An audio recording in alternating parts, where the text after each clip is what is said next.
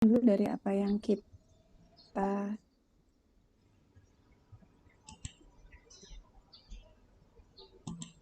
bicarakan minggu lalu. Nggak banyak ya, karena minggu lalu kita nggak cerita apa-apa ya harusnya.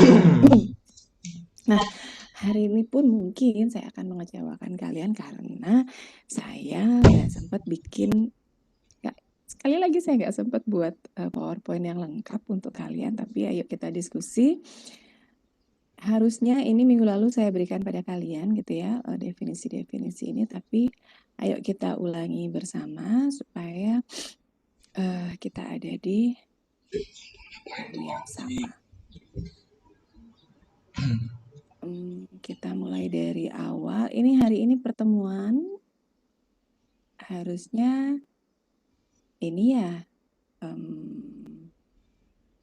materinya. Ini berat banget sih kalau buat saya, kalian semester 2 dapat ini.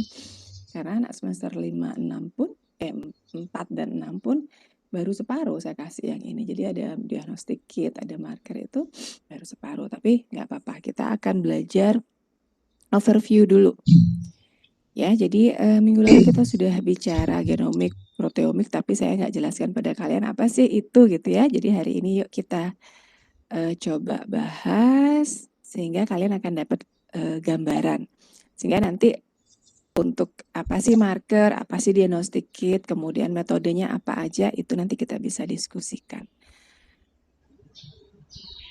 Sebelum saya mulai, semua udah sarapan? Udah bangun? Sudah, Ibu. Sudah, Bu. Sudah, Ibu. Oke, syukurlah. Kalau gitu kita bisa mulai, kalian sudah tenang ya.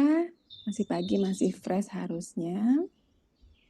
Nah, ini yang minggu lalu harusnya sudah saya berikan pada kalian sebelum kita melanjutkan ke minggu-minggu berikutnya, termasuk minggu ini, karena saya banyak di sini gitu ya. Mungkin kalian sudah familiar dengan istilah genomik, tapi kemudian mungkin ada yang masih ingin bertanya apa sih sebenarnya genomik. Nah, genomik itu seperti namanya, kita akan bicara tentang genom. Genom. Nah, genom itu apa? Genom itu adalah keseluruhan gen yang ada pada makhluk. Nah, karena ini kita belajarnya farmakogenomik, jadi kita fokus pada gen-gen yang ada pada manusia. Manusia itu siapa? Ya kita semua gitu ya. Nah, apakah genomik kemudian hanya belajar tentang gennya saja? Tidak. Genomik itu luas sekali karena itu mencakup akan mempelajari tentang interaksi dari masing-masing gen dengan satu sama lainnya, kemudian dengan lingkungan sekitarnya gitu. Itu sebabnya kenapa ketika kita belajar farmakogenomik untuk mendapatkan pengobatan terbaik, kita perlu belajar ini.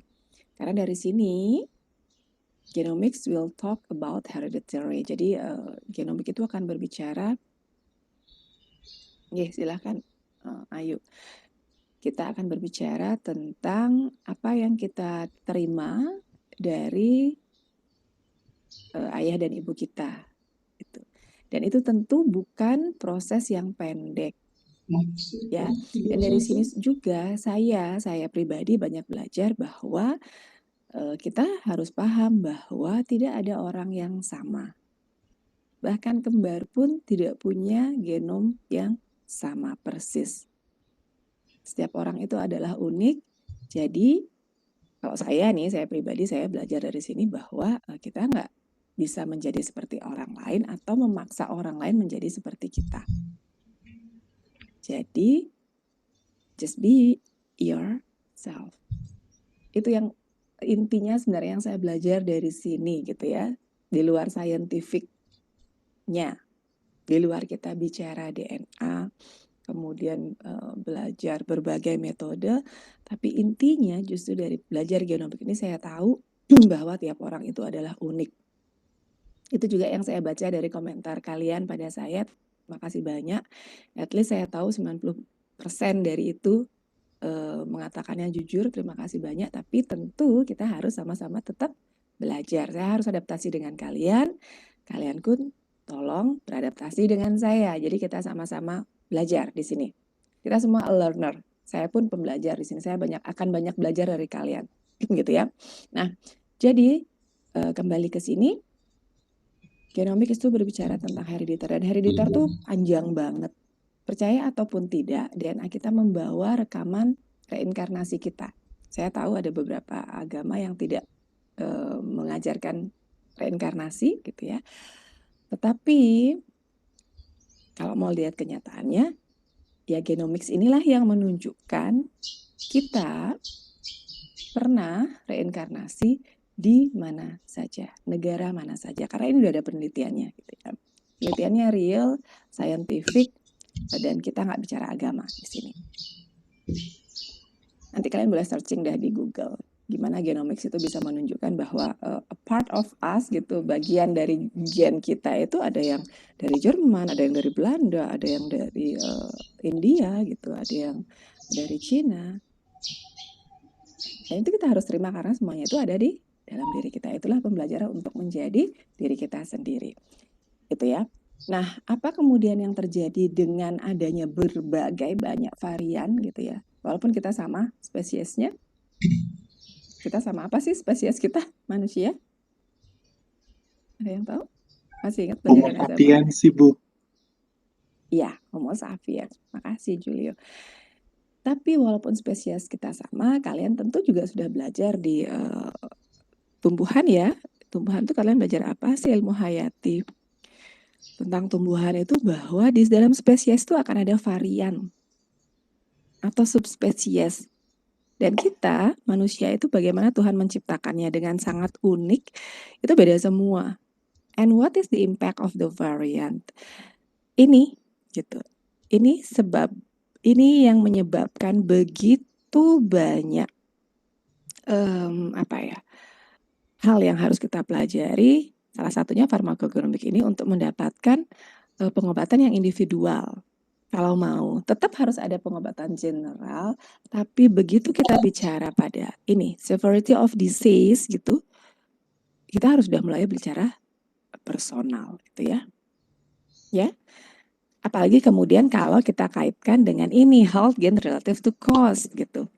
Kita lihat sekarang aja ketika kasus COVID meningkat gitu. Sudah sangat personal apa yang dialami oleh orang-orang yang terinfeksi gitu. Jadi kita ini mungkin pembelajaran besar untuk Tuhan gitu ya. Untuk kita dari Tuhan, bahwa sebagaimanapun kita belajar untuk mengobatinya secara general, tetap kita harus melakukan pendekatan secara personal. Seperti yang saya jelaskan minggu lalu, kita harus point one gitu dan preemptif. Harus perhatikan itu. Coba kalian baca. Ada sungguh banyak unpredictable case gitu ya. Yang unpredictable syndrome gitu ya. Yang menimpa orang-orang yang terinfeksi oleh COVID. Kita nggak bisa generalize. Oke, sindrom awalnya sama, batuk-batuk, sesek. But gitu, the timing of impact gitu ya, the severity of disease itu beda banget. Ya. Kalau kalian mau baca, coba dibaca-baca lagi. Ada orang bilang, oh kalau komorbiditasnya banyak ya jelas gitu, nanti akan cepat fatal. Tapi banyak juga yang walaupun ada komorbidnya, alive gitu, still alive malah jadi penyintas. Tuh kan? Nah, itu akan kembali lagi pada apa? Pada ini strength of genotype. Bagaimana kekuatan genotip kita terhadap infeksi virus tersebut. Kemarin kita excited sekali dengan penemuan bahwa reseptornya di dalam tubuh itu AC2 di dalam paru. Ternyata kemudian ada penelitian lagi di UK gitu ya. Baru kemarin itu saya baca. Ternyata di paru-paru kita enggak banyak gitu. Enggak banyak reseptor AC2-nya gitu. Tapi kenapa dia bisa paling banyak ada di sana gitu. Kan ini harus pembelajaran lagi gitu. Iya betul ada sesaknya gitu.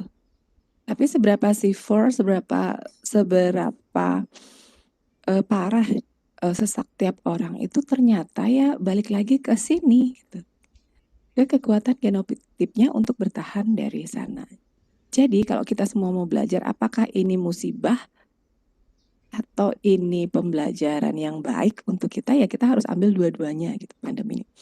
Saya sangat banyak belajar dari setahun mengalami work from home ini gitu. Dari saya baca-baca, saya bukan salah satu peneliti yang aktif di COVID ya, tapi saya membaca dan nggak banyak juga yang saya baca gitu.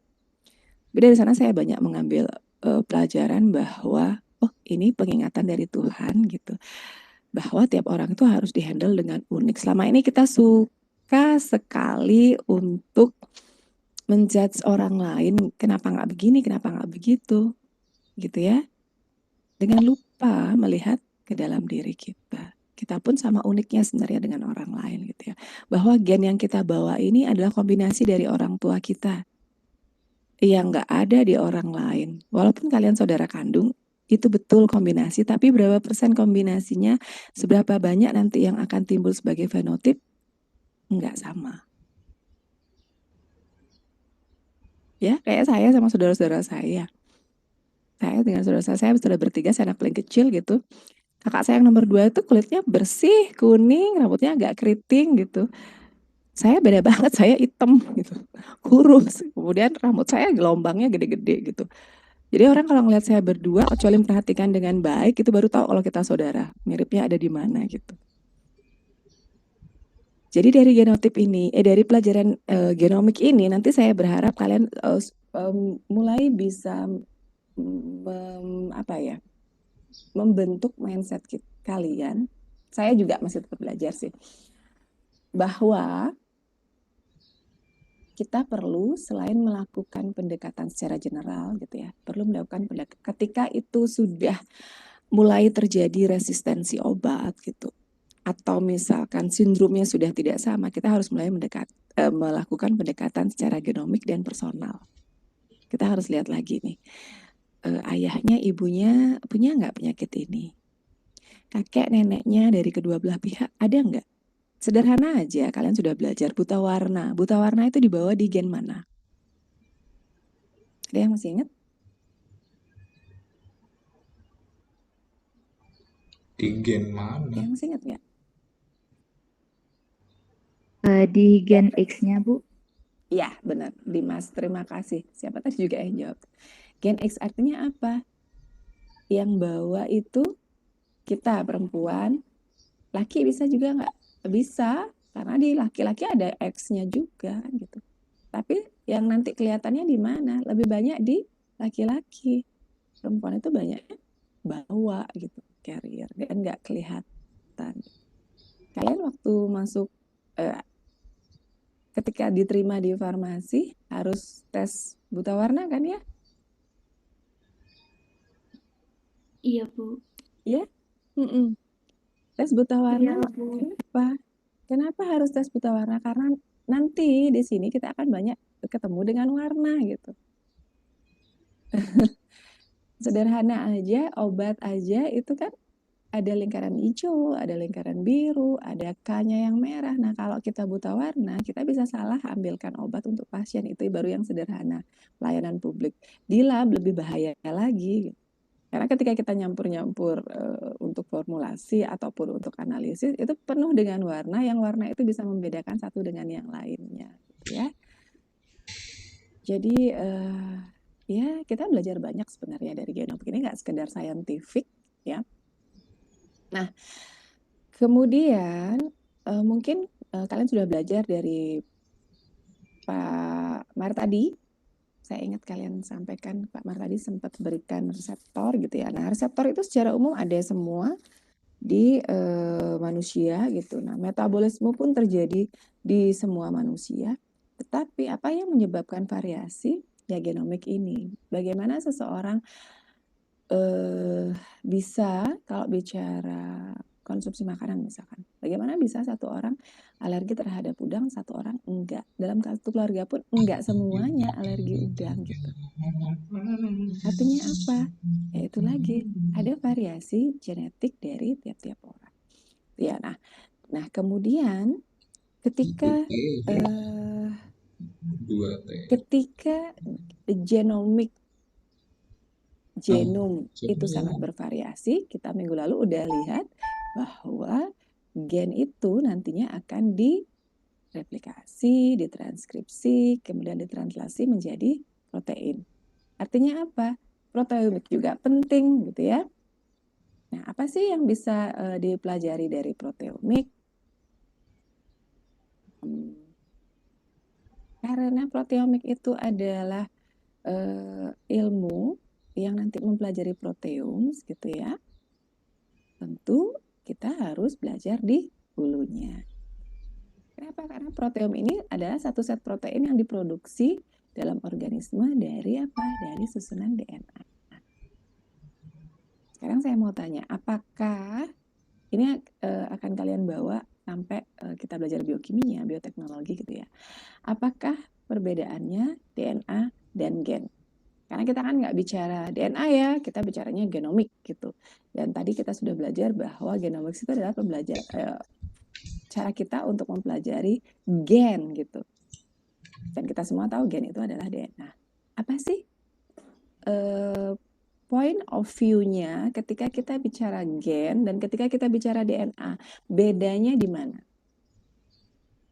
Saya tahu sih ada yang nggak nyaman dengan saya bertanya di tengah-tengah, tapi ya ini salah satu cara saya agar kita ketika maju bersama gitu. Jadi pengertiannya udah sama. Ada yang mau jawab? Izin menjawab, Ibu. Iya, nggak usah berebut. Iya Bu, saya ingin mencoba Iya, menjawab. silakan. Mohon dikoreksi bila salah Bu. Tahu saya kalau misalnya DNA itu molekul pembawa sifat. Kalau misalnya genom itu untuk menentukan sifat makhluk hidupnya Bu. Mohon koreksinya Bu. Kita sama-sama belajar di sini Amiga ya. Ini ada yang jawab di chat room. Pandey, Nyoman, Dimas. Waduh, Pandey, kenapa private ya? Nggak bisa ke everyone ya Pandey?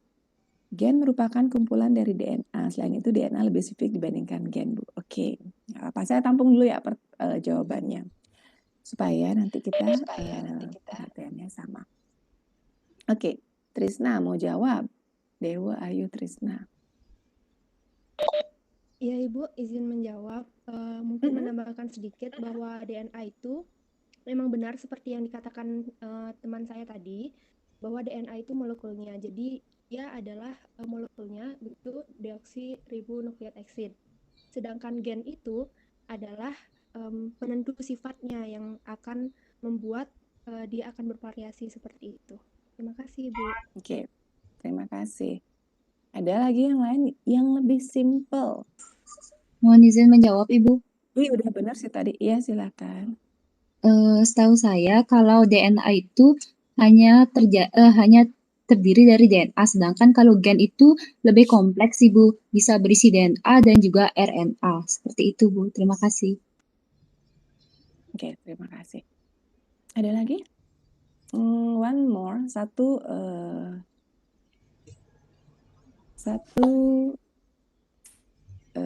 pendapat lagi.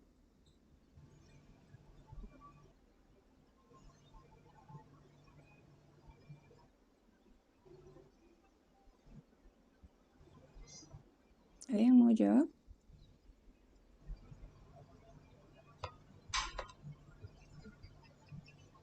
Ya. Kalian unik, tiap orang pasti punya caranya menjawab sendiri.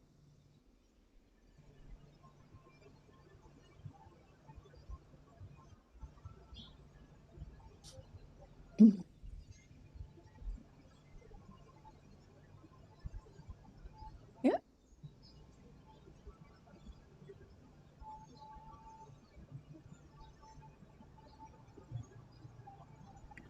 Izin menjawab Ibu.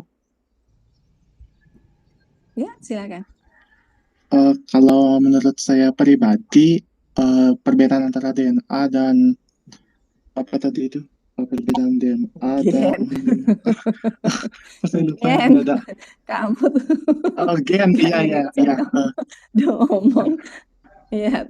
Kalau perbedaan antara gen dan DNA itu, kalau menurut saya itu, kalau DNA itu lebih merujuk ke yang ada di kalau kita eukariota itu yang ada di dalam nukleus. Berarti dia pengkode daripada RNA begitu. Kalau DNA itu nanti adalah pelajari mengenai susunan daripada gennya itu, Bu. Di sana di dalam gen itu nanti ada namanya DNA begitu.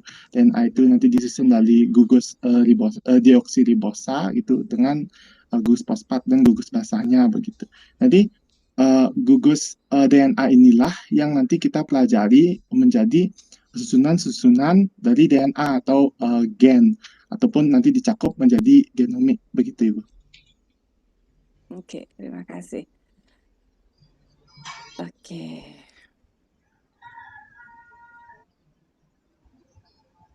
Terima kasih ya udah pada menjawab. At least kalian berusaha menjawab dari apa yang udah kalian pelajari gitu ya. Saya senang dengarnya. Oke, untuk kita ada di pemahaman yang sama, perkenankan saya mencoba mendefinisikannya gitu ya. Semoga beneran bisa lebih simpel dari apa yang sudah teman-teman kalian sampaikan. Jadi kalau DNA tadi beberapa teman kalian sudah menjawab DNA itu molekulnya. Iya, kalau mau bicara itu ya. DNA itu adalah keseluruhan materi genetik. Mungkin Pak Junita sempat sampaikan pada kalian apa sih materi genetik gitu ya. Materi genetik itu adalah pembawa sifat keseluruhan yang ada di setiap makhluk. Bisa DNA, bisa RNA gitu ya. Dan kebetulan kalau kita eukariot, pembawa materi genetik kita adalah DNA. Jadi DNA yang kita turunkan. Nah, berbeda dengan virus itu ada yang RNA. Contohnya yang gampang lah. Tuhan baik banget sama saya, udah siapkan contohnya. Jadi yang gampang tuh virus SARS-CoV-2 sekarang ini itu materi genetiknya RNA. Jadi yang dia turunkan pada anak-anaknya, walaupun mau mutasi berapa ratus kali, itu adalah tetap RNA-nya, ya. Jadi kalau kita mau bicara DNA, itu keseluruhan materi genetik yang ada di tubuh kita. Jadi tidak sekedar DNA dalam inti sel aja gitu. Karena kita punya DNA juga di luar inti sel. Ya. Nah, tapi kalau ketika kita bicara gen, itu adalah DNA, bagian dari DNA yang memiliki fungsi. Dan nantinya untuk berfungsi dia harus ditranslasi, harus diterjemahkan menjadi protein. Ya. Mbak Sana, saya lebih bikin kalian bingung atau gimana? Nih Kade Ais. Gimana? Coba pelan-pelan kalau saya bicaranya terlalu cepat, karena itu kecenderungan saya, tolong ingatkan saya. Harus ada yang masih tahu saya, Ibu terlalu cepat, saya nggak bisa nyatet, atau saya nggak bisa dengar. Atau kalau perlu mungkin kalian nggak usah mencatat, nanti ini saya kasih slide saya, sehingga kalian bisa ingat, oh waktu slide ini ibunya ngomong gini gitu. Sampai di sana paham kah? Ini ada jawaban dari Nika Dek. Kenapa ya Dek kalian nggak bisa ada yang bisa ngechatnya everyone, ada yang harus private.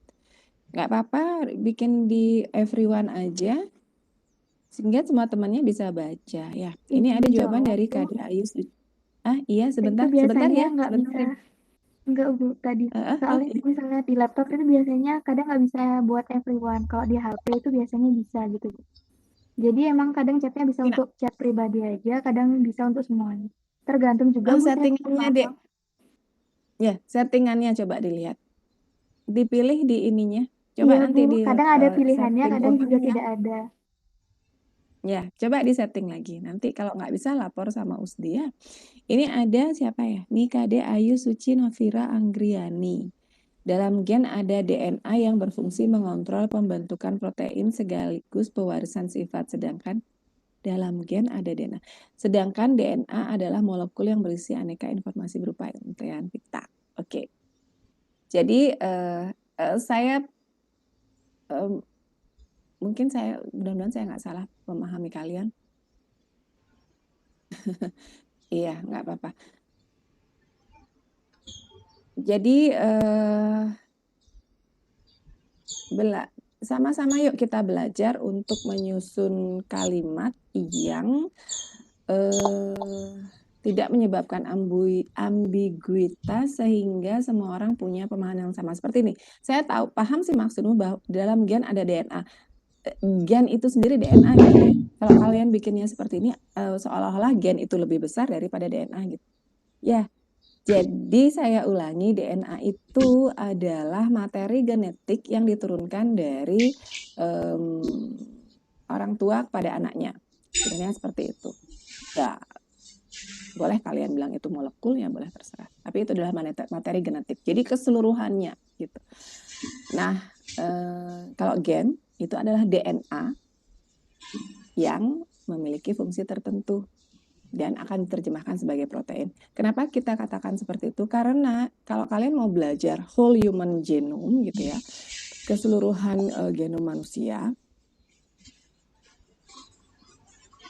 itu ada DNA yang kita belum tahu, bukannya tidak ada, kita belum tahu fungsinya apa dan tidak diterjemahkan sebagai protein. Kalian sudah belajar ya, ada intron, ada exton gitu kan. Tidak semuanya diterjemahkan sebagai asam amino nantinya. Ada yang tidak diterjemahkan kemudian hilang gitu ya. Itu bagian apanya? Intronnya ya. Tapi kemudian dulu para ilmuwan beranggapan intron itu nggak ada gunanya gitu ya. Karena apa? Karena pada saat proses splicing itu dihilangkan semua. Tapi ternyata ketika saya dan beberapa teman belajar resistensi obat yang herediter, penandanya itu justru ada di intronnya. Sehingga kita nggak bisa ngelihat dari protein atau gugusan RNA yang diterjemahkan kembali ke menjadi protein. Ketika kita pelajari itu, kita harus balik lagi ke DNA-nya, DNA lengkapnya yang masih ada intron eksonnya, karena ternyata penanda untuk resistensinya itu justru ada di intronnya. Gitu. Jadi di sini juga saya kembali belajar bahwa saya mohon maaf ya, akan selalu saya kembalikan ke Sang Pencipta gitu. Jadi Tuhan ternyata memang betul-betul apa yang kita pelajari bahwa Tuhan tuh menciptakan segala sesuatunya di dunia ini, nggak ada yang nggak ada fungsinya gitu. Semuanya berfungsi. Semuanya membuat kita lengkap sebagai manusia. Semua yang diciptakan Tuhan di luar kita itu membuat kita lengkap sebagai makhluk bumi, makhluk planet, makhluk semesta gitu. Ya. Jadi dari sini saya belajar untuk menghargai gitu. Semua orang harus dihargai karena apa yang kita lakukan itu yang akan kita terima gitu ya. Lalu ingat itu, kalaupun ada di antara kita yang tidak diajari hukum karma, tapi hukum karma itu berlaku karena itu hukum semesta. Apa yang kita tabur itu yang kita tuai. Kalau kita ingin dihargai, kita harus menghargai orang lain dulu gitu. Ya begitu juga dengan semesta ini. Kebayang nggak? Semua kita bilang virus corona itu kan kecil banget, kecil hanya ukuran mikrometer gitu ya. Tapi kenapa kemudian impact-nya itu mendunia, seluruh dunia loh. Seluruh dunia terdampak oleh virus yang kita bilang kecil itu. Jadi di situ kita harus belajar bahwa semua hal yang diciptakan Tuhan itu di semesta ini itu pasti ada gunanya. Cuma karena keterbatasan logika dan pemahaman kita belum tahu. Ya, begitu juga dengan ini. Jangan dikira ketika saya memberi kalian kuliah ini saya adalah expertnya yang tahu semuanya. Enggak, saya juga baru belajar.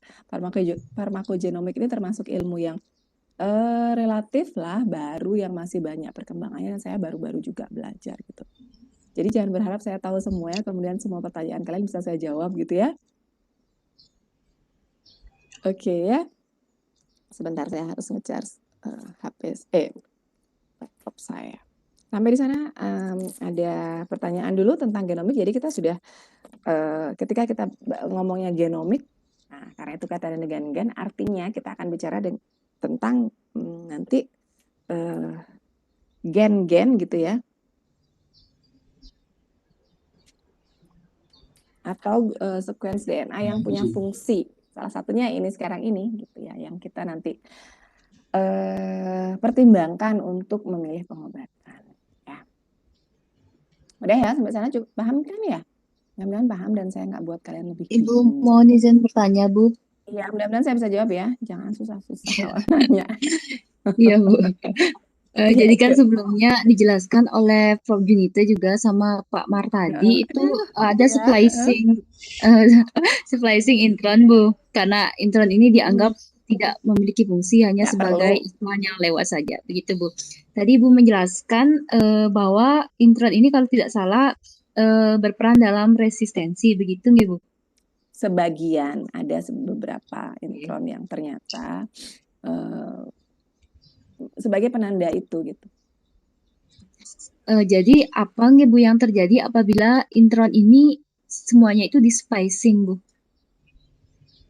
Apa yang terjadi ketika semua intron ini di splicing? Iya, Karena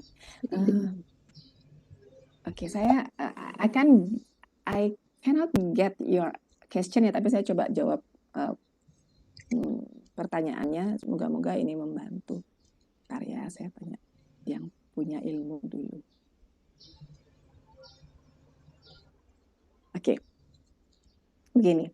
Splicing itu adalah proses normal, ya, dan semua makhluk ekariot untuk bisa mentranslasi gennya secara utuh, ini kita bicara gen ya, untuk menjadi protein itu harus di splicing.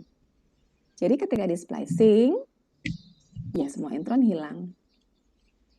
Hanya ekson saja yang ditranslasi, diterjemahkan menjadi protein yang ada di dalam tubuh kita, di dalam tubuh makhluk lainnya.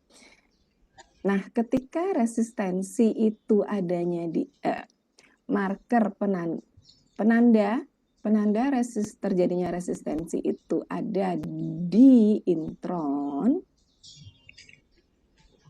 Bagaimana kalau dia di splicing gitu ya pertanyaannya?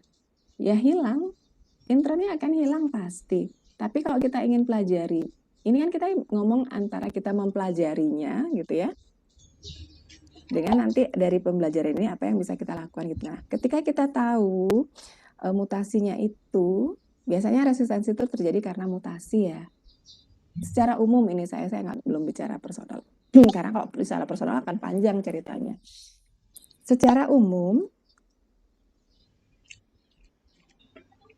ketika resistensi itu terjadi di intron, yang kita pelajari adalah intron mana yang menyebabkan terjadinya resistensi itu. Itu pertama.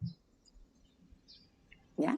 Sehingga ketika kita akan ketika ada evidence, ini yang saya pelajari, bukan saya pribadi sih, saya waktu itu supporting system aja, konsultan penelitiannya Bu Rasmaya gitu, salah satu dosen kalian yang sekarang udah pindah ke UNS. Itu pada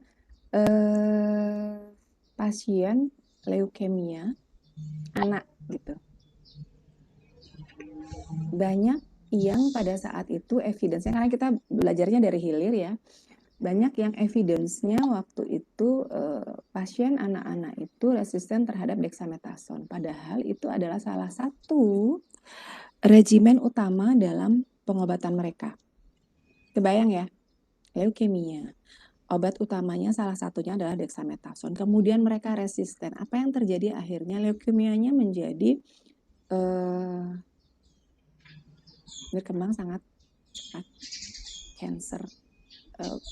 Perbanyakan sel darah putihnya menjadi sangat cepat, kan nggak tertahankan, sehingga sebelum kita selesai penelitian sudah banyak anak-anak yang saya merinding sudah meninggal gitu. Sampai akhirnya kita ketemu, oh ternyata penyebab resistensinya itu ada mutasi di intron yang kesekian sekian gitu. Sudah ada penelitiannya di luar, kita aja yang di sini belum belajar itu gitu. Nah ini lebih kepada diagnostik bukan kepada pengobatan ya, dan diagnostik itu kan untuk membantu pengobatan. Nah akhirnya ketika kita sudah tahu itu, beberapa anak yang kita anggap besar kemungkinannya untuk resisten itu, kita ambil DNA-nya. Kita cek di intron yang itu ada nggak mutasinya. Gitu. Nah ketika sudah dari awal diketahui ini ada mutasi di intron ini, kan kita udah nggak ngomong di protein ya, kita ngomong di DNA karena yang kita ambil DNA-nya. Ketika kita temukan bahwa di sana ada mutasinya, yang bisa kita sarankan pada dokter apa? Jangan dikasih dexamethasone anaknya gitu. Anak itu jangan dikasih dexamethasone karena nggak akan berfungsi. carikan obat lain yang setara khasiatnya untuk support life mereka gitu. Jadi kita udah nggak bisa pakai dexamethasone. Di sana letaknya kenapa saya sampaikan itu pada kalian. Di sana point of view-nya ya. Jadi apa yang bisa kita lakukan untuk nggak boleh splicing ya nggak bisa. Ya tetap di splicing. Tapi ini kita pakai untuk apa? Kita pakai untuk diagnostik. Untuk mendeteksi lebih awal ketika ada perbedaan susunan intron pasien dibandingkan yang normal. Sehingga kita bisa mencegah untuk apa? Nggak usah dikasih dexamethasone karena itu akan wasting time dan kalau kita bicara cost itu akan membuang biaya keluarganya untuk tetap ngasih dexamethasone padahal kita udah tahu dia nggak akan sembuh dengan dia tidak akan terbantu dengan itu. Itu sih siapa tadi yang nanya? Kayak cepet banget lupa dengan nama. Siapa tadi yang tanya? Iya saya Bu. Ya Yuni ya. Ibu Itu sudah dapat yang bisa saya jawab. Bisa ya. Jadi nggak ada yang bisa kita lakukan dengan DNA-nya diganti gitu, nggak bisa. Bukan di sana gitu kan. Setiap perlakuan ada purpose-nya gitu ya, ada tujuannya yang bisa kita lakukan di sana gitu. Makanya kenapa saya katakan sebenarnya kita farmasis itu balik lagi mungkin nggak ya sebagian besar dari kalian pasti ambil manajemen ya. Balik lagi dengan kita harus ingat bahwa farmasis itu tidak melulu berbicara tentang obat. Kit diagnostik itu juga sebenarnya ranah kita untuk mempelajarinya dan kalau bisa membuatnya gitu. Tapi itu belum banyak lah dikerjakan gitu di di farmasi kurikulum itu nggak banyak gitu ya. Jadi pembelajaran di DNA itu tidak melulu tentang kita belajar mutasi bikin vaksin gitu ya, enggak di sana aja gitu. Di kit diagnostik pun perlu itu. Kita juga amazed kok, saya sendiri waktu itu jadi konsultan tuh amazed banget dengan hasil penelitian Bu Rasmaya dengan wah luar biasa ya gitu, ternyata ya jawabannya semua ada di sana di DNA gitu. Karena kita cek proteinnya enggak ada sama kok, sama dengan protein-protein enzim yang bekerja untuk dengan dexamethasone itu sama gitu ternyata. Tapi kenapa anak ini kemudian kondisinya menurun terus ya padahal regimennya sudah sesuai protap, obatnya sudah sesuai protap, tapi nggak ada perkembangannya. Ya ternyata ada di hulu gitu. Itu sebabnya kenapa kalau saya pada mahasiswa bimbingan saya selalu saya katakan belajarlah ilmu dasar. Karena ke hulu kita akan sebagai pemimpin gitu. Kalau ke hilir kita akan jadi pengikut gitu, pengguna. Belajarlah ke hulu. Kalau saya waktu itu Bu Rasmaya nggak punya insting untuk kita cek DNA-nya aja yo Bu gitu, mungkin nggak akan ketemu juga gitu.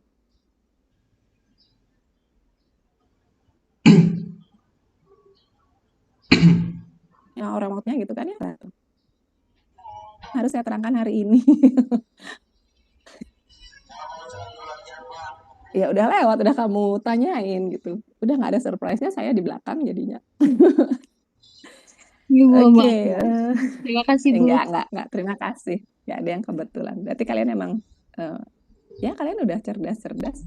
Saya yang harus banyak belajar. Minta maaf kalau saya akan mengecewakan kalian nanti. Karena slide saya nggak selengkap yang ditayangkan oleh Pak Martadi gitu misalkan ya.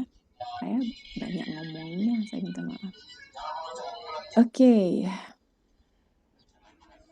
Balik lagi ya, tadi kita baru bicara ke proteum begitu. Sebentar. Jadi kalau ada yang mau Bu, boleh saya izin bertanya? Boleh, saya deg-degan kalian nanya. Oh iya Bu, masih sama pertanyaan yang tadi Bu. Iya. Berarti kan tadi dibilang itu mutasinya pada intron. Nah, apakah ada hubungannya sama proteomiknya? Apakah nanti akan merubah si protein yang dihasilkan atau tidak? Itu sih Bu. Terima kasih. Kayaknya tadi udah saya sempat singgung ya. ketika yang diterjemahkan oleh sistem sel kita itu adalah hasil splicing, artinya apa?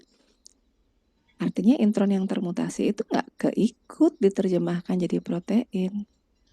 Tadi saya udah sempat singgung loh. Di protein tuh kita nggak nemu protein yang itu normal gitu. Proteinnya Berarti normal, proteinnya apa tetap sih yang salah? berfungsi. Normal. Di gen yang itu proteinnya normal, terekspresi seperti biasa. Itu makanya kita nggak ketemu ketika kita ngambil di RNA-nya. Karena kan kalau kita bekerja di eukaryot ada dua kemungkinan yang kita ambil ketika kita pelajari genomik. Kita ambil di RNA-nya ketika kita ingin tahu gen itu yang akan ditranslasi menjadi protein apa. Itu kita harus ambil di RNA-nya. Karena kalau kita ambil di DNA masih ada intron yang kita nggak tahu nih yang mana aja nanti yang akan terjemahkan. Nah kalau udah ambil di RNA, kalau kita udah ambil di RNA, artinya ini RNA yang sudah di splicing, hasil splicing, artinya ya udah utuh itu yang nanti akan jadi protein gitu kan ya. Gitu. Jadi makanya kenapa kita belajar dua-duanya baik genomik maupun proteomics. Gitu. Siapa tadi yang tanya? Ya baik Bu. Ya. Ya, tadi sebenarnya saya ya. juga sudah menyimpulkan seperti itu, tapi saya mau memastikan lagi Bu, soalnya takutnya salah pengertian. Enggak, udah benar, udah pintar Makasih semua. Bu. Ya, terima kasih. Oke, boleh kita lanjutkan ya. Oke. Kita udah bicara sampai mana tadi? Sampai proteomics. Oke. Salah. Oke. Nah, proteomics is the large scale study of proteomes. Jadi kita belajar secara umum tentang protein gitu. Nah, kemudian apa sih? Karena ini proteomics, jadi basisnya yang kita pelajari adalah proteomnya gitu ya. Ini udah saya kasih belum? Nah, kalau kita bicara proteom sama seperti tadi kita bicara genom itu satu set gen yang akan ada di dalam tubuh kita. Bedanya genom dengan proteom adalah genom itu kita bawa gitu ya. Nah, kalau proteom itu ininya apa namanya? Highlightnya is a set of proteins produced in an organism. Jadi artinya proteom itu kita produksi. Tubuh kita yang memproduksi. Ya. Dapat nggak sense-nya yang saya bicarakan? Jadi yang kita bisa atur nanti adalah produksi proteinnya. Kalau kita mau apa namanya? Kalau kita mau mengintervensi, kalau kita mau mengintervensi protein yang terbentuk dari DNA, kita bisa intervensi di DNA-nya. Gitu. Sehingga nanti protein yang terbentuk, kalau kita mau ganti satu asam amino misalkan bisa, kita harus mutasi di DNA-nya. Tapi kalau DNA kita nggak bisa intervensi dengan apa ya? Gimana ya saya harus bilangnya? Karena DNA itu kita bawa dari lahir, dari sononya kita bawa. Bisa diintervensi, mungkin bisa dalam satu siklus, tapi nanti kecenderungannya adalah ketika beberapa kali siklus, dia akan balik lagi ke normal, ke wild type-nya, ke normal susunan nukleotidanya. Karena itu yang saya alami di TBC. Dulu saya pikir kalau bakteri itu sudah bermutasi gitu ya, ketika di strike itu artinya saya tumbuhkan di media pertumbuhan, dia ya udah akan tetap seperti itu, apa namanya, gen yang termutasinya akan tetap mutasi di sana. Ternyata enggak, ketika sudah 7-8 kali strike gitu ya, saya anakkan lagi, di ke-7 dan ke-8 itu ternyata dia balik lagi jadi seperti yang awal dia belum mutasi gitu. Dan itu di luar kendali kita. Itu yang saya katakan DNA itu agak sulit kita ngaturnya karena kita bawa, dan itu udah ciptaan dari Tuhan. Tapi untuk protein karena itu diproduksi di dalam tubuh organisme gitu ya, masih kita bisa atur produksinya. Dengan mengintervensi di mana? Dengan mengintervensi di DNA-nya. Tapi hanya sekali produksi waktu itu aja sih. Maksud saya kalau DNA-nya kita simpan sebagai bentuk cloning, sebagai bentuk mutasi di dalam sel, bisa kita simpan di sana 1 kali aja. Nah, kita cuman yang nggak boleh kita lakukan adalah yang sudah kita simpankan DNA baru ini, kemudian kita tumbuhkan di media pertumbuhan, nanti yang dari media pertumbuhan ini kita tumbuhkan lagi di media pertumbuhan lain. Nah, yang ini yang kemudian akan balik lagi ke asal. Nah, kalau mau tetap dia sebagai sel yang ada DNA yang termutasi untuk dapat protein yang kita mau, ya harus tetap dari yang di pertama ini, yang pertama kali kita mutasi. Itu. Kok saya jadi ngelantur, minta maaf ya. Oke, balik lagi ke sini. Jadi proteomics itu ini, large scale study of proteomes. Jadi kita belajar proteinnya di sini dan kita hampir sebagian besar molekul-molekul yang berfungsi di dalam tubuh kita itu adalah protein. Mungkin saya minggu lalu sudah sempat jelaskan enzim itu protein, antibodi kita juga protein, pembentuk struktur tubuh kita juga sebagian besar protein gitu ya. Ya rambut, ya kulit, itu semuanya golongan senyawanya adalah protein. Gitu. Jadi kalau kita senang dengan uncertainty gitu ya, ketidakpastian, akan lebih mudah untuk belajar di protein karena dia uncertain, tergantung karena kita yang produksi tergantung dari kondisi organismenya saat itu gitu ya. Tapi kalau seperti saya lebih senang hal-hal yang pasti, jadi saya lebih senang belajar di genomik, saya lebih senang belajar di gennya karena itu pasti kita bawa dari lahir gitu. Perubahannya paling oleh lingkungan yang kita makan sembarangan, sembarangan itu dalam artian kita makan makanan yang kita sudah tahu itu mutagenik tapi tetap kita makan gitu ya, seperti makanan-makanan yang banyak pewarnanya, kemudian mengandung MSG gitu. Itu kan mutagenik, bisa menyebabkan mutagenik ketika kita sering makan itu gitu ya. Oke, kita lanjutkan. Oke, ini adalah ini bukan salah satu. Ini adalah gambaran bagaimana proteomics bisa membantu kita dalam penemuan-penemuan baru gitu dalam keseharian. Jadi bisa kita lihat, karena proteomics itu tadi kita sudah sama-sama belajar, protein itu adalah molekul yang diproduksi oleh tubuh gitu ya. Sehingga apa saja yang bisa kita pelajari dari sana adalah ini. Protein mining ini kalau kita mau menggali lebih dalam gitu dengan aplikasi di hilirnya itu adalah ini.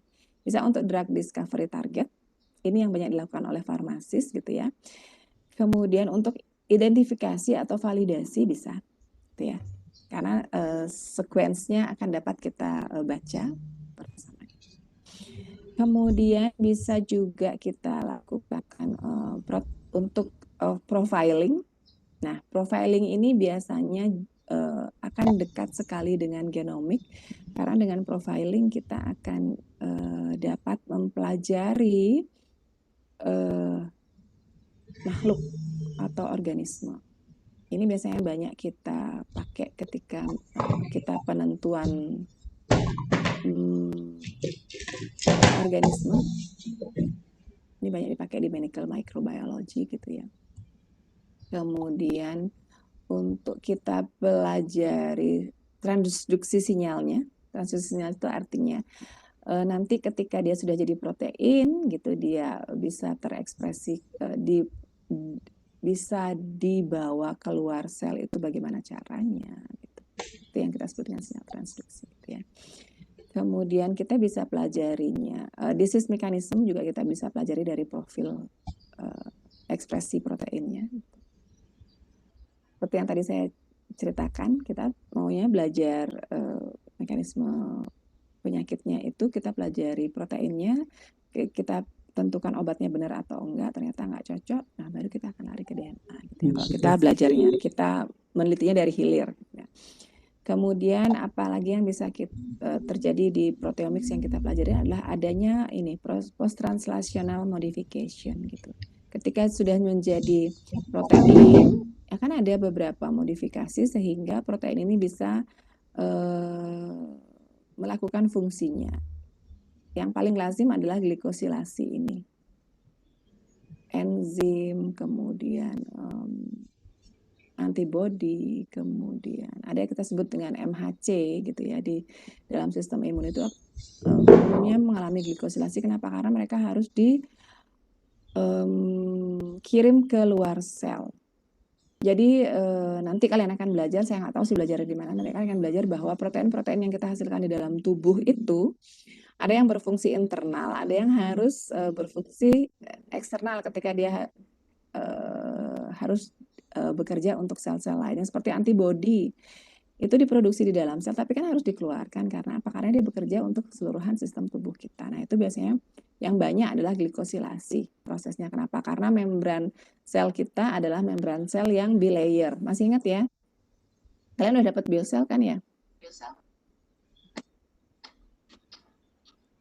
Tapi di SMA kan dapat. SMA saya rasanya kalian dapat ya, bahwa membran sel kita adalah membran yang bilayer, ada bagian hidrofob dan bagian hidrofil. Nah, ketika yang harus dikeluarkan itu adalah protein yang hanya hidrofob, nggak akan bisa menembus bilayer. Jadi harus ditambahkan materi atau senyawa yang hidrofil. Nah, glikosil ini adalah salah satu materi yang hidrofil. Jadi itu yang modifikasi prostranslasinya yang sangat lazim. Bisa juga sih fosforilasi, bisa tergantung dari proteinnya nanti harus berfungsi sebagai apa gitu. Apalagi yang dipelajari di proteomics adalah protein-protein interaction gitu ya. Kemudian ini yang nanti bisa kita pakai untuk diagnostic kit gitu, protein-protein interaction-nya. Kemudian structural proteomics. Ya, secara struktur kita bisa pelajarinya karena dari sini kita akan bisa tahu komposisi organel. Kemudian kita bisa isolasi. Kenapa bisa isolasi? Karena nanti kita akan bisa tentukan untuk menyerap dia. Aduh, itu nanti pelajarannya nanti itu di biotek dan di metode pemisahan kalau saya nggak salah. Ini kemudian kita bisa pelajari fungsionalnya gitu ya. Untuk kita bisa pakai ini caranya gitu. Nah, yang di luar-luar ini ada yang merupakan caranya, metodenya, ada yang merupakan aplikasinya langsung, ada yang apa yang ditambahkan. Kalau seperti ini apa sih modifikasinya? Ini metode modifikasinya gitu ya. Oke, sampai di sana saya terlalu banyak cerita kah? Sebelum saya lanjutkan. Enggak jadi berat kan sama saya, Dek? Mudah-mudahan enggak ya. Kalau hening saya sudah khawatir nih. Kalau kelasnya hening saya khawatir. Oke, nanti ini saya sebenarnya nggak berikan kalian detail. Kenapa? Karena saya takut nanti terlalu penuh isinya, kalian nanti jadi tumpah-tumpah. Ya, oke. Karena kita harus belajar marker gitu ya. Apa sih yang disebut marker? Marker itu adalah penanda, dan penanda itu kita sebutnya genetic marker kalau kita pakai untuk keperluan genomik maupun proteomik gitu ya.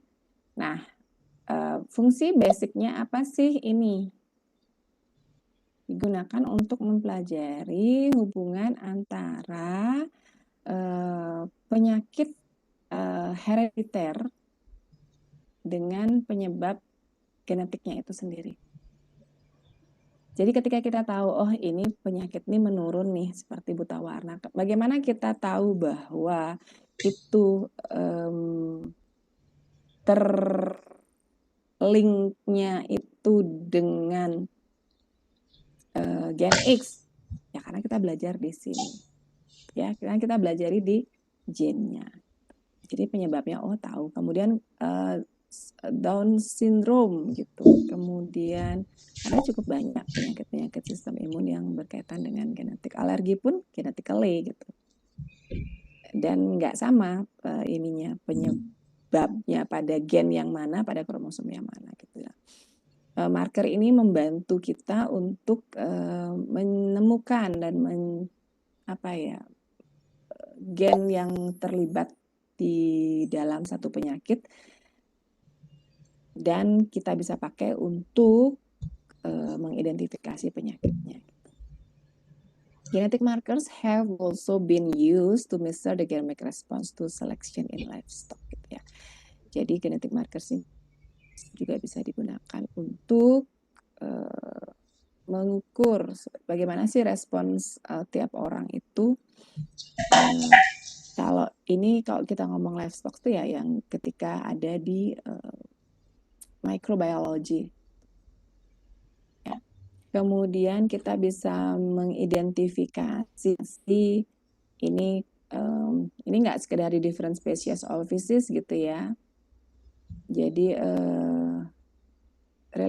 phylogenetic relationship itu maksudnya adalah hubungan filogenetik. Filogenetik itu adalah satu cara untuk menentukan asal dari susunan gen yang satu organisme punya gitu. Perubahannya ada di mana gitu. Kalau di mikrobiologi kita biasa lakukan itu untuk menemukan asal organismenya dari mana. Seperti saya misalkan saya bekerja di TBC gitu, saya pakai filogenetiknya untuk apa? Ketika saya temukan satu subspesies, bukan sih, satu kumpulan bakteri yang mengalami mutasi gitu dengan susunan DNA yang berbeda, saya perlu tahu si pasien ini dapatnya tuberkulosis yang dari mana gitu. Ini kita pakai filogenetik biasanya sehingga kita bisa kita bisa tracking ke belakang, oh dia perubahan mutasinya dari Mycobacterium tuberculosis yang beredar di mana. Ketemulah kemudian ternyata kalau yang kita di Indonesia banyak dapatnya dari Mycobacterium tuberculosis yang ada di Beijing gitu, sehingga ada namanya varian yang Beijing. Oh yang di Indonesia banyak yang dari Beijing. Wajar nggak sih? Oh ya wajar. Kenapa? Karena leluhur kita banyak yang dari Cina gitu. Kalau kalian mau tahu, orang Bali itu bukan keturunan Jawa, Majapahit loh. Kebanyakan itu adalah keturunan Cina dari Palembang. Kalau mau tahu yang benar loh ya sejarah. Ya. Dari sana kita tahu. Jadi perjalanan penyebab penyakitnya kita bisa pakai filogenetik ini dengan melihat markernya. Kita ambil satu gen markernya, gitu ya. Oke. Sebelum kita nyambung ke sini, karena ini meloncat, kalian pasti akan rasakan kenapa sih ibunya jumping ke sana gitu ya. Saya stop dulu. Oke ya, itu marker. Aduh, bikin notut gue apa gini? Kok saya record ya, udahlah. Itu kita bicara marker tadi, apa gunanya marker untuk menentukan pengobatan personal pada salah satunya itu. Jadi kita dengan marker kita bisa menemukan satu, kalau itu penyakit infeksi, menemukan penyebab penyakitnya satu, ya.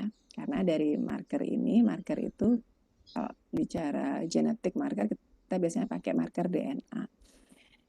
Nah dengan marker ini juga kita tadi kan udah yang menemukan jenis penyebab infeksinya, seperti yang kita lakukan dengan corona ini, gitu kan ya, kita harus tahu betul nggak sih itu penyebabnya kok virus corona. Kemudian tadi yang saya ceritakan dengan genetic marker ini juga, dengan kemudian kita bantuan kita membuat diagram filogenenya, kita akan tahu proses persebarannya tuh dari mana. Kemungkinan pasien ini dapatnya dari mana. Kalau misalkan yang seperti yang dekat aja deh, yang corona ini, kita taunya kenapa kok taunya kemudian pasien ini sempat ke Indonesia gitu, pasien ini sempat ke Bali karena ketika dites di negara asalnya, ini adalah virus corona yang bersebar di Bali gitu. Markernya itu ada di gennya. Nanti dan marker itu nggak bisa tidak tiba-tiba kita temukan, itu biasanya kita detek dari susunan keseluruhan genom organismenya. Gitu. Nanti akan ketemu, ini spesifik yang hanya dimiliki oleh organisme ini aja dan tidak dimiliki oleh organisme yang lain. Coronavirus itu kan banyak macamnya ya, dan yang menyebabkan COVID-19 ini spesial yang SARS-CoV-2, sehingga kita harus bisa bedakan urutan DNA tertentu itu biasanya sekitar 5-6 nukleotida yang kita gunakan sebagai marker. Itu sampai sana untuk marker ada yang perlu didiskusikan. Jadi kalau kita mau jadikan DNA itu marker, itu sifatnya harus satu spesifik, ya, spesifik untuk organisme tertentu itu. Kemudian kalau itu untuk di manusia harus tahu ada di kromosom yang mana.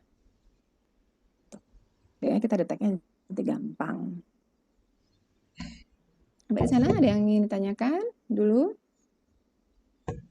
Hari ini kita nggak pakai aplikasi ya, karena teman kalian ada yang mengeluh dengan laptopnya nge-lag gitu. Jadi kalau pakai aplikasi nggak ikut partisipasi sementara, sambil saya pilih-pilih nanti aplikasi mana yang paling gampang kalian harus ikuti. Tapi kalaupun tidak ya saya kan harus coba. Walaupun tidak semua dari kalian ikut berpartisipasi, ikut di chatroom, jawabnya di chatroom gitu ya. At least saya tahu ini nggak saya untuk ambil nilai loh. Saya buatkan pertanyaan di aplikasi itu nggak untuk ambil nilai ya, karena saya tahu nggak semuanya bisa pakai aplikasi itu. Itu sampai sana ada yang ingin ditanyakan dulu? Marker. Kebayang nggak marker itu gimana gitu? Apa? Kenapa bisa pakai marker gitu untuk farmakogenom? Itu dulu aja deh. Nah, boleh tulis di chatroom aja nggak apa-apa. Kalau yang private nanti saya bacakan. Yuk, saya kan capek loh ngomong sendiri terus dari tadi. Walaupun ada yang sudah mau bertanya. Kalau nanti saya gemes, saya buatin Google Sheet, kalian harus nulis di sana. Mau?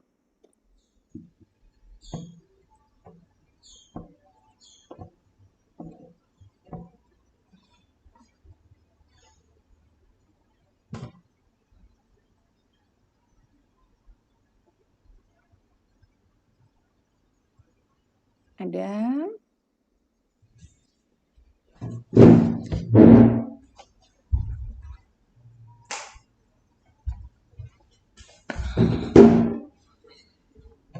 Atau bingung?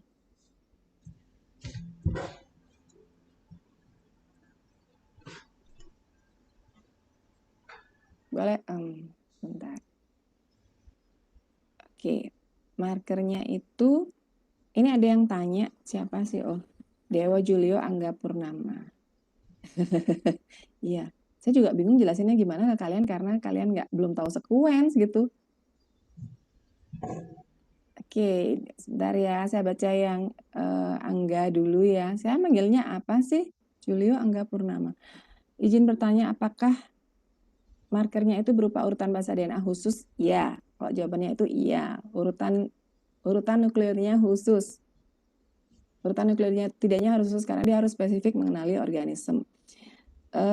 Asia masih bingung. Saya juga bingung gimana caranya menerangkan. Sebentar ya, saya cari cara dulu. Kemudian Suci. Nah, Suci bilangnya gini, genetic marker yang saya tangkap adalah suatu konsep yang digunakan untuk menentukan pengobatan secara personal dengan melihat susunan gen dalam satu organisme. Oke, sebagian benar, tapi kalau mau bilang konsep, bukan konsep loh ya. Genetic marker itu ya molekul DNA. Jadi marker itu seperti halnya kita bicara istilah marker itu bahasa Indonesianya apa? Penanda gitu kan ya. Nah, nggak usah dulu kita bicara di apa ini tadi? Sebentar. Menentukan pengobatan, tidak melulu untuk pengobatan. Tadi kan saya sudah katakan. Oke, wait, saya cari cara dulu.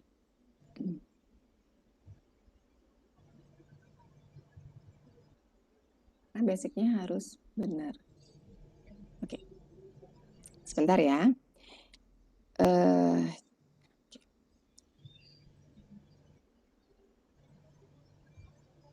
Oke.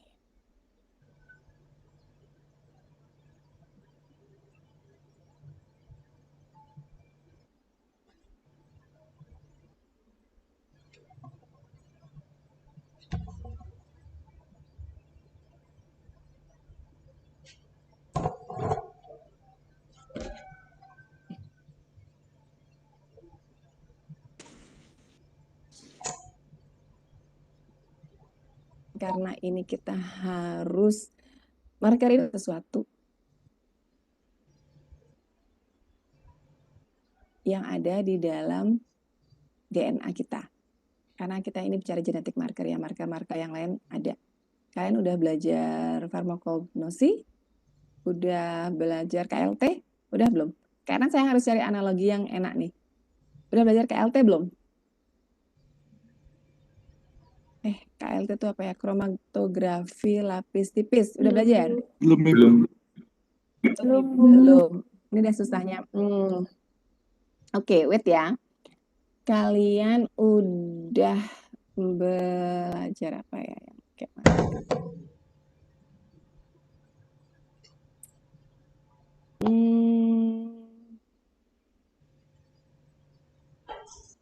Biologi dasar kalian dapat ya? Biologi dasar udah semester 1 ya, dapat nggak? Kalau semester 1-nya biosel molekuler, Bu. Udah dapat biosel. Oke. Terus kalau KLT itu yang karena yang paling gampang untuk ngomong marker itu ya KLT. Kalau saya sama anak kimia dan farmasi itu.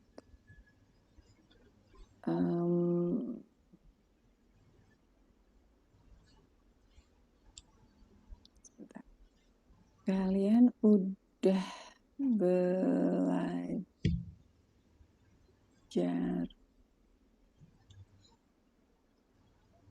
Kalau KLT belum, berarti spektro belum ya. Kalian belajar titrasi nggak?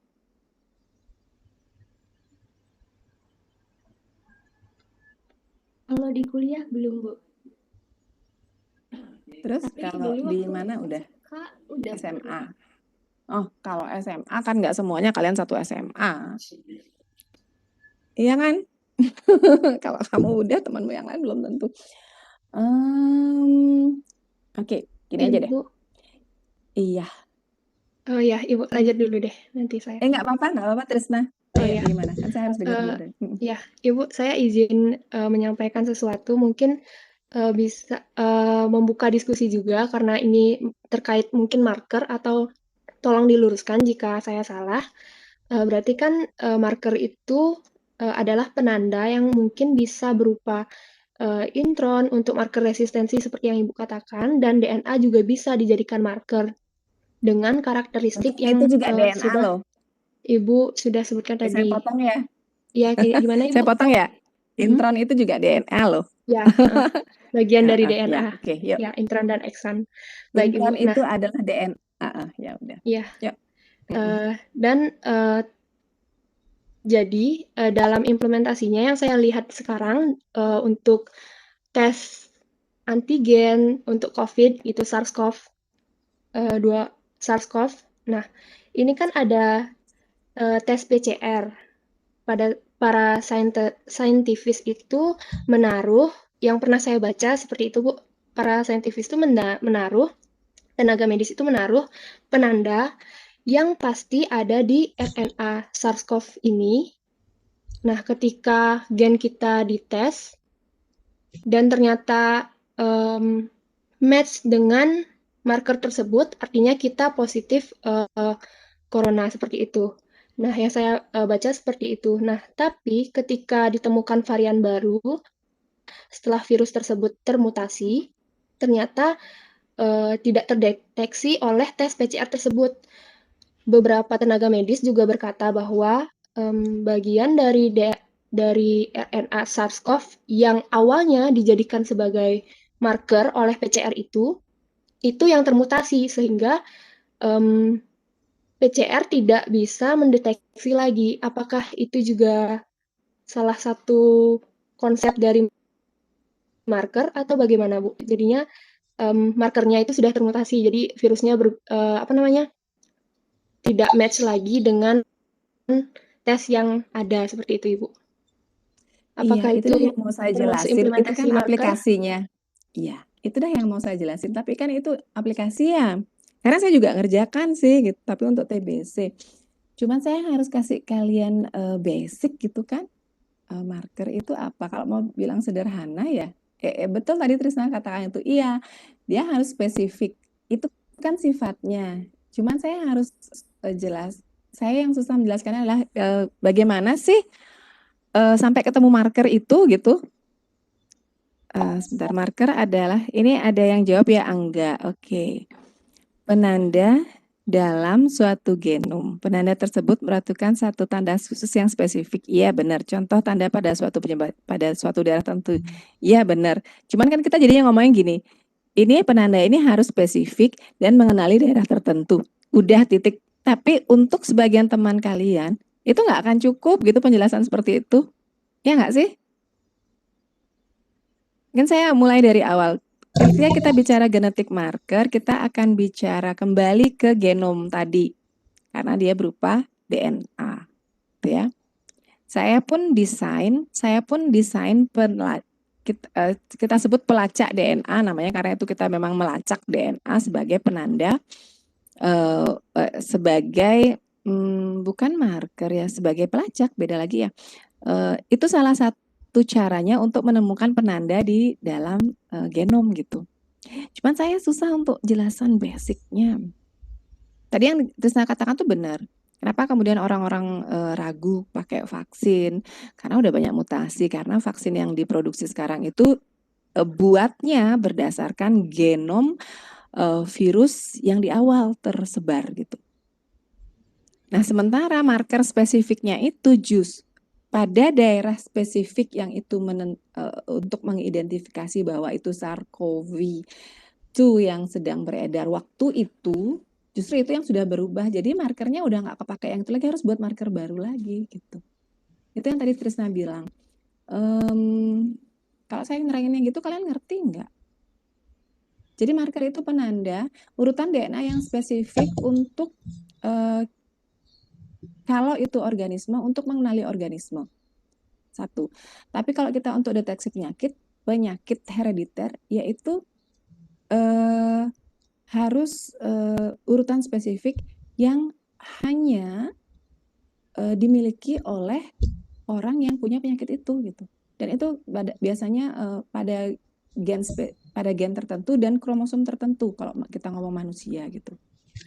Urutan DNA khusus yang ditandai atau diketahui lokasinya pada kromosom sehingga dapat digunakan untuk mengidentifikasi suatu bukan ditandai, Dek. Itu lain lagi gini. Ketika kita temukan marker, ketika kita temukan DNA marker, kita akan melabelnya lagi, itu namanya label. Kita akan melabelnya lagi supaya kita gampang kenalinya. Nah, label ini biasanya itu yang menyebabkan terjadi reaksi perubahan. Entah kalau itu nanti reaksinya adalah DNA protein, ya nanti akan ada perubahan warna. Tapi kalau itu seperti yang di PCR yang saya kerjakan itu adalah real time PCR gitu, nanti akan ada label fluorescence. Jadi ketika sampai pada tempat yang ditandai dan itu benar, cocok, berarti organisme itu tepat atau mutasi itu benar terjadi di sana, dia akan berpendar. Karena akan terlepaskan, jadi dia akan berpendar dan itu akan terdeteksi oleh alatnya. Ini pakai alat sih, alatnya, sehingga kita tahu, oh ketika alat ini dideteksi di nukleotida kesekian, ada urutan sekuens yang tepat dengan yang kita mau, oh artinya ini benar gitu. Jadi marker itu seperti itu. Marker itu justru yang sebagai genetic marker itu justru urutan nukleotida yang sebagai penanda spesifik dari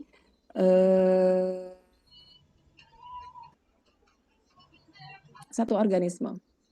Sama seperti kita pengenal kita. Susah ya bilangnya, karena itu di dalam. Sama seperti kalau yang kelihatan, yang fenotip kalau kita mau bicara, gimana caranya bedakan orang Asia kayak kita dengan orang Eropa. Kita lihat dari warna kulitnya, gitu kan ya. Nah ini sama, seperti itu marker itu, penanda itu seperti itu. Saya juga jadi bingung. Kok saya ngerasakan berapa sih yang bingung? Enggak sih, 40% aja sih yang masih bingung, 60%-nya udah ngerti. Yang masih bingung, ya marker itu seperti sidik jari individu. Kalau di marker itu, ya seperti sidik jari. Tapi kalau sidik jari itu kan individu ya, Dek ya. Nah, kalau genetic marker ini bisa general, sama seperti tadi yang virus itu. Sama seperti penyakit, ketika orang kena Down syndrome, ya urutan nukleotidanya pada gen penyebab Down syndrome itu ya sama seperti itu, gitu. Tapi ya mirip-mirip seperti sidik jari gitulah. Kalau sidik jari kan individual banget ya, tiap orang punya sidik jari yang beda. Saya kebetulan juga sempat ngajar sidik jari dulu.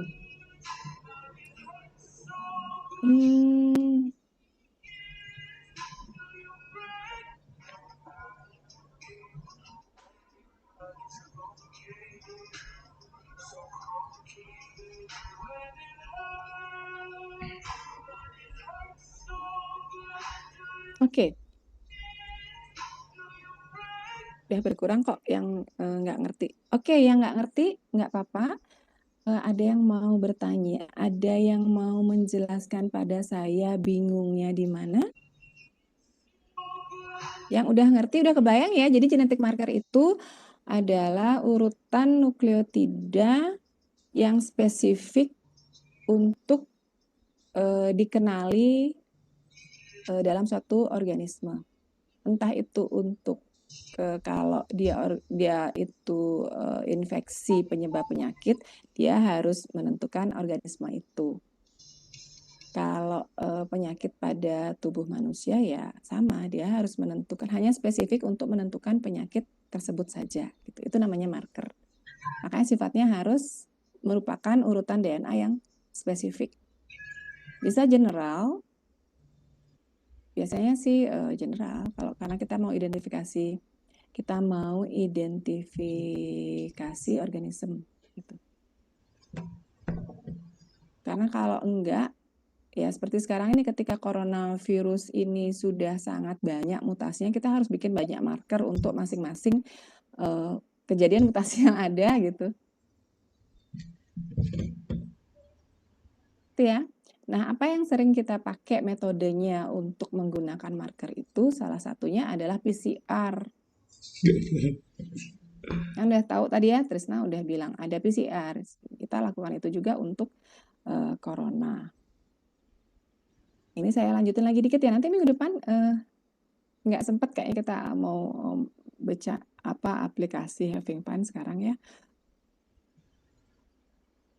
Nah, salah satunya itu adalah metodenya adalah PCR. Nah, ini PCR itu bisa kita gunakan untuk ini loh, genetic testing. Nah, di genetic testing inilah yang biasanya kita gunakan marker untuk satu, mendeteksi penyakit herediter itu tadi. Ada nggak sih urutan nukleotida yang menjadi penentu gen Down syndrome pada bayinya gitu? Langsung bayinya yang didetek. Itu diambil aja DNA-nya, kemudian nanti ya salah satunya pakainya PCR. Yuk kita PCR aja dengan pelacak DNA tadi itu yang sudah khusus urutannya. Komplement nggak? Kalau komplement berarti ada urutan gen Down syndrome-nya, berarti apa? Nanti bayinya ketika lahir kita udah tahu itu kan Down syndrome. Udah siap-siap nih orang tuanya gitu. Atau kalau misalkan itu masih berupa telur yang dibuahi embrio gitu, kalau masih secara agama masih boleh untuk tidak dilanjutkan kehamilannya ya diaborsi aja gitu. Daripada nanti anaknya hidup dengan Down syndrome gitu. Itu bisa udah dideteksi dari awal. Genetik ya.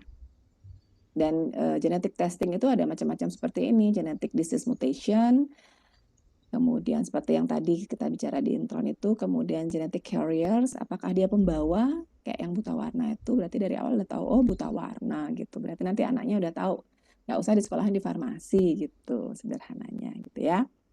Jadi, nah sampelsnya itu bisa, kalau yang ini, untuk ini adalah salah satu metode preemptif yang minggu lalu harusnya saya terangkan. Jadi kita taunya di awal, sebelum penyakit itu terjadi. Jadi kita sudah lakukan ini genetic disease genetic testing ini.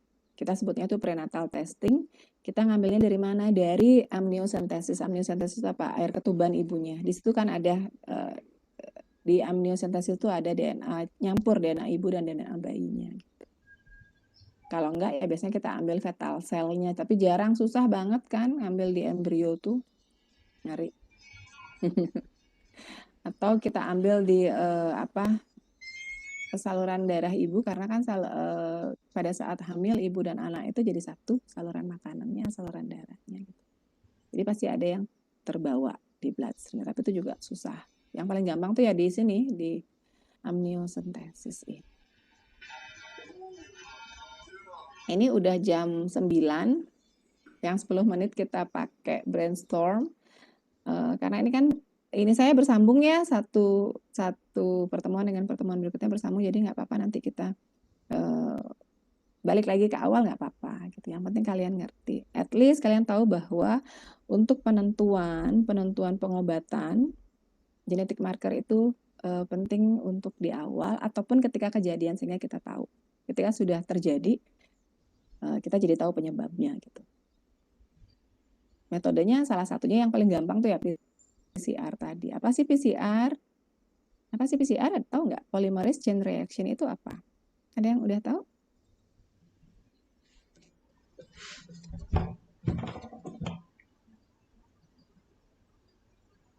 Ada yang udah tahu?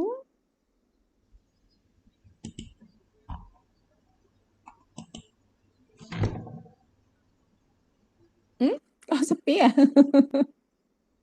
Atau ya kali-sekali kalian membiarkan saya sendirian di sini.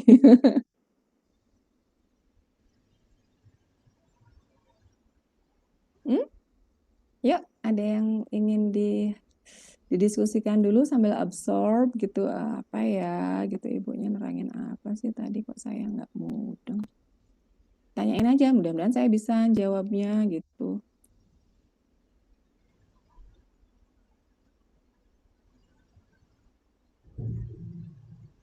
Ya. Apa ya? Wih, tanya sudah weh ya. Aduh, pesang tanya juga. Sumpah gak ada yang mau tanya nih. Sepi banget. Sumpah gak ada yang mau nanya. 90 orang loh. Ayo dong. Harus saya buka yang PCR atau saya kasih ini PCR dulu, karena mau nggak mau saya harus ngomong PCR gitu. Karena itu salah satu metode yang paling, PCR adalah metode untuk mendeteksi keberadaan virus. Itu salah satu aplikasinya ya, Dek. Siapa sih? Gangga sama lah. Kalau mau bilang ngomong PCR itu kalau bahasa simpel saya itu adalah proses replikasi DNA di dalam tabung reaksi. Itu PCR. Kalau kalian harus bayangin replikasi itu seperti apa.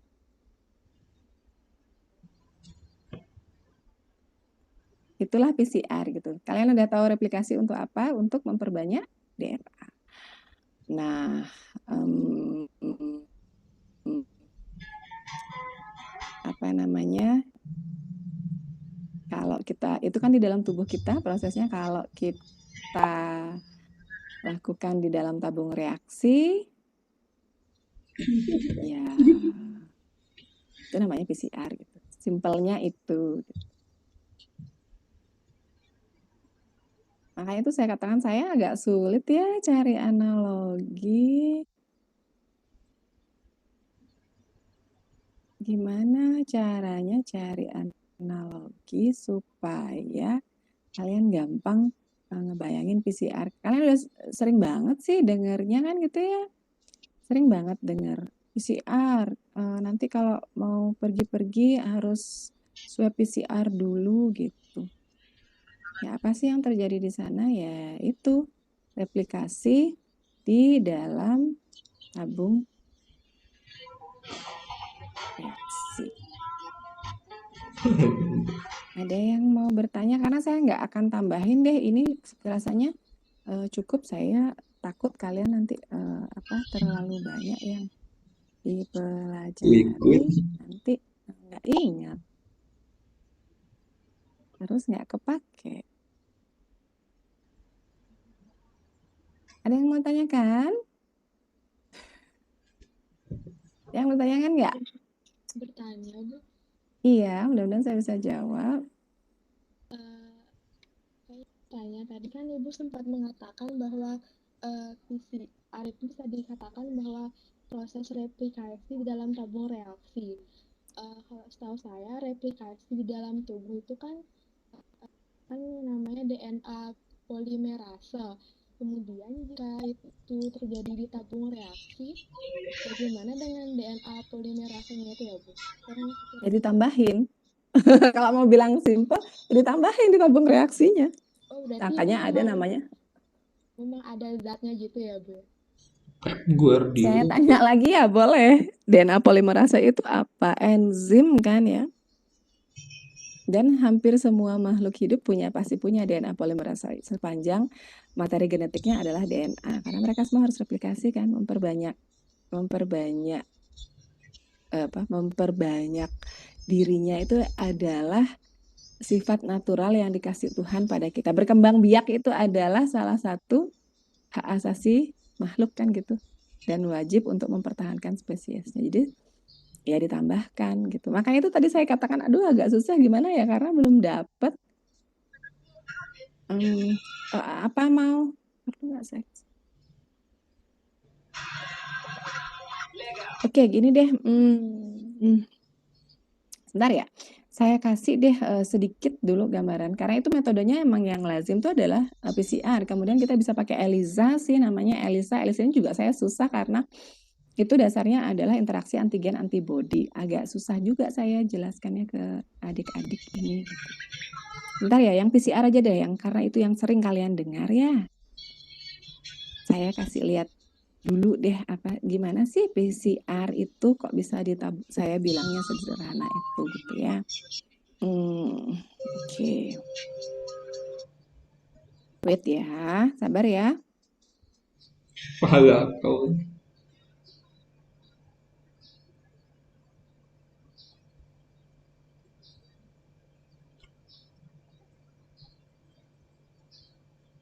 Oke. Oke, ini sisa waktu 3 menit. Saya jelaskan dengan cepat aja. Oke.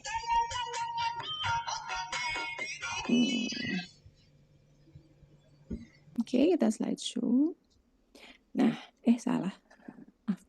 Nah, apa sih PCR? Kalau mau lihat dari definisinya itu seperti ini. A technique to amplify a piece of DNA very rapidly outside of a cell. Gitu ya. Ya.